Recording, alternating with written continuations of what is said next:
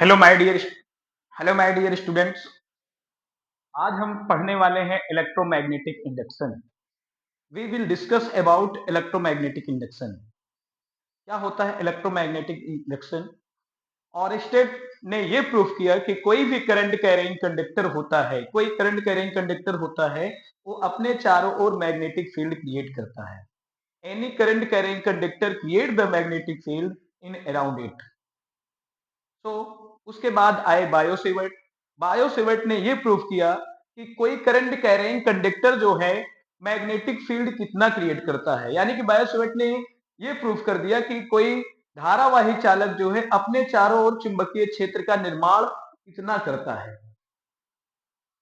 फिर उसके बाद उसी के अपोजिशन में आए माइकल फैराडे। यदि धारावाही चालक चुंबकीय क्षेत्र का निर्माण कर सकता है तो क्या मैग्नेट भी धारा का निर्माण कर सकता है? इसके अपोजिशन में, अपोजिट में एक क्वेश्चन उठता है कि क्या मैग्नेट धारा का निर्माण कर सकता है? तो उन्होंने इस एक्सेप्शन को अपने एक्सपेरिमेंट में उन्होंने लिया। उन्होंने क्या किया कि एक मैग्नेट ले लिया और मैग्नेट ले जा करके एक क्वाइल बनाई और क्वाइल के बगल ले जा करके रख दिया। और जब क्वाइल के बगल जाकर के रखा तो इस क्वाइल में कोई करंट फ्लो नहीं हुआ, मतलब कोई धारा नहीं बही, क्योंकि यहां गैल्वेनोमीटर लगा है। गैल्वेनोमीटर इस धारा के प्रेजेंस को बता देता है। तब इन्होंने क्या किया कि लगता है मेरा एक्सपेरिमेंट गड़बड़ हो जाएगा। इसके लिए इन्होंने मैग्नेट को पीछे की ओर खींचा। जैसे ही मैग्नेट को पीछे की ओर खींचा, इसमें कोई करंट हल्का सा फ्लो हुआ और जैसे ही आगे की ओर ले जाएं हल्का सा करंट फ्लो हुआ। मतलब गैल्वेनोमीटर की जो सुई है, ये निडल है, ये इसमें थोड़ा सा डिस्प्लेसमेंट हुआ और इसके डिस्प्लेसमेंट के कारण उन्होंने जाना कि लगता है गैल्वेनोमीटर में कोई करंट फ्लो हो रहा है। इन्होंने क्या किया, मैग्नेट को आगे की ओर ले जा रहे, नहीं जा रहा, पीछे की ओर ले जा रहे, नहीं जा रहा है। इसका मतलब क्या कारण है जो इसके अंदर डिस्प्लेसमेंट हुआ? इन्होंने ये प्रूफ किया कि हम जानते हैं कि कोई भी मैग्नेट होता है उसके चारों ओर मैग्नेटिक फील्ड क्रिएट होता है। जानते हैं मैग्नेट है तो जाहिर सी बात है मैग्नेटिक फील्ड होगा ही होगा। और मैग्नेटिक फील्ड में मैग्नेटिक फील्ड लाइंस होती हैं, जो कि मैग्नेटिक फील्ड लाइंस जो है इस क्वाइल से होकर के गुजर रही है। क्या हो रही है बेटा? क्वाइल से होकर के गुजर रही है। और इस क्वाइल से जो मैग्नेटिक फील्ड लाइंस होकर के गुजरती हैं, the number of measurement of magnetic field lines passing through the coil is known as magnetic flux. इसका मतलब जो मैग्नेटिक फील्ड लाइंस का जो मेजरमेंट होता है वो मैग्नेटिक फ्लक्स कहलाता है। ओके, क्या हुआ बेटा? मैग्नेटिक फ्लक्स इसके होकर के गुजर रही है। जब ये मूव कर रहा है, मतलब मूव करेगा, तो मैग्नेटिक फ्लक्स में चेंजिंग होगी। इसका मतलब मैग्नेटिक फ्लक्स के चेंजिंग के कारण ही इसमें गैल्वेनोमीटर में करंट का फ्लुएशन यानी कि करंट फ्लो हो गया। तो इसका मतलब कैसे? when we change magnetic flux passing through the coil when we change magnetic flux passing through the coil then an induced EMF, मतलब इसको एक ऊर्जा मिल गई। then an induced EMF produced in the coil by which current passing through the coil by which current passing through the coil, this phenomenon is known as electromagnetic induction। आओ हिंदी में भी जान लेते हैं कि जब किसी कुंडली से बद्ध चुंबकीय फ्लक्स में परिवर्तन किया जाता है तो कुंडली में एक प्रेरित विद्युत वाहक बल उत्पन्न होता है, जिससे कुंडली में एक प्रेरित धारा यानी कि इंड्यूस्ड करंट, जिससे कुंडली में एक प्रेरित धारा बहती है और यही घटना आपका विद्युत चुंबकीय प्रेरण कहलाता है। ठीक है?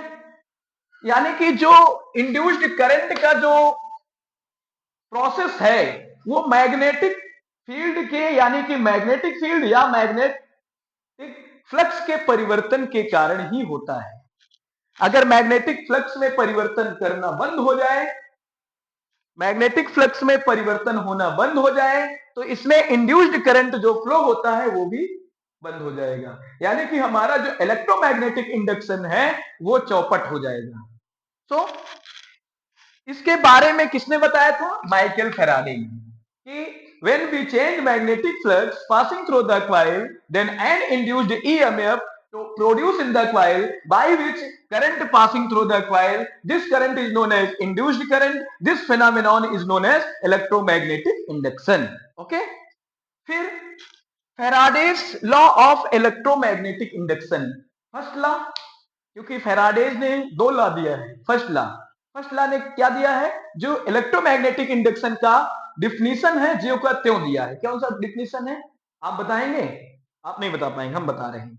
When we change the magnetic flux passing through the coil, then an induced EMF produced in the coil by which an induced current passing through the coil, this phenomenon is known as electromagnetic induction, but it is continue until change the magnetic flux. यह तभी तक संभव है जब तक कि magnetic flux में परिवर्तन होता रहे। समझ में? हाँ, अगर ये बातें क्लियर हो जाएं तो ये फर्स्ट लॉ है कि जब किसी कुंडली से बद्ध चुंबकीय फ्लक्स में परिवर्तन किया जाता है तो कुंडली में एक प्रेरित विद्युत वाहक बल उत्पन्न होता है जिससे कुंडली में एक प्रेरित धारा बहती है। यह तभी तक संभव है जब तक कि चुंबकीय फ्लक्स में परिवर्तन होता रहे। ये प्रथम नियम हो गया, यानी कि फर्स्ट लॉ हो गया। सेकेंड लॉ इन्होंने क्या कहा? सेकेंड लॉ हुआ कि अगर मैग्नेटिक फ्लक्स में परिवर्तन ज्यादा तेज होता है तो ईएमएफ ज्यादा प्रोड्यूस होगा।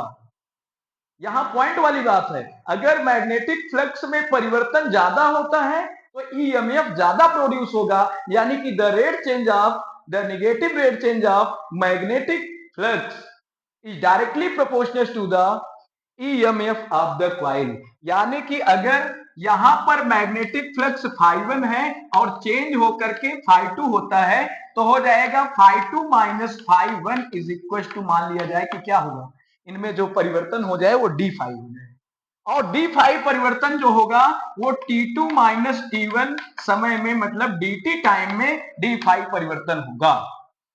तो द रेट चेंज ऑफ, यानी कि ऋणात्मक चुंबकीय फ्लक्स में परिवर्तन आपका ईएमएफ यानी कि विद्युत चुंबकीय प्रेरण के बराबर होता है। कहने का मतलब इलेक्ट्रोमोटिव फोर्स के बराबर होता है। ओके, सो यहां तक आपको पता होना चाहिए। ये जो निगेटिव मार्क है, निगेटिव मार्क बेटा क्या होता है? निगेटिव मार्क को हम क्यों लेते हैं? Negative mark indicate Lenz law, यानी कि लेंज के नियम को प्रदर्शित करता है। लेंज के नियम मैंने शुरुआत में, आपने गौर किया होगा, मैंने एक बात बताई थी।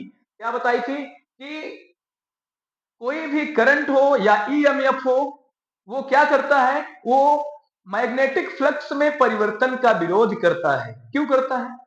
क्योंकि अगर मैग्नेटिक फ्लक्स में परिवर्तन होगा, मैग्नेटिक फ्लक्स चेंज होगा, तो यहां ईएमएफ इलेक्ट्रोमोटिव फोर्स प्रोड्यूस होगा जिसके कारण करंट फ्लो होगा।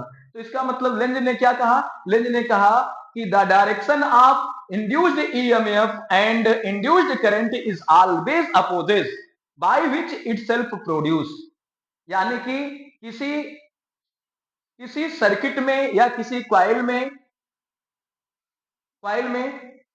आपका प्रेरित विद्युत वाहक बल अथवा प्रेरित धारा की दिशा सदैव ऐसी होती है कि वह उसी कारण का विरोध करती है जिससे वह स्वयं उत्पन्न होती है। ओके, ये आपका लेंज का नियम होता है कि the direction of induced EMF and induced current is direction of induced EMF and induced current is always opposite by which itself produce. Okay, मिलते हैं नेक्स्ट वीडियो में।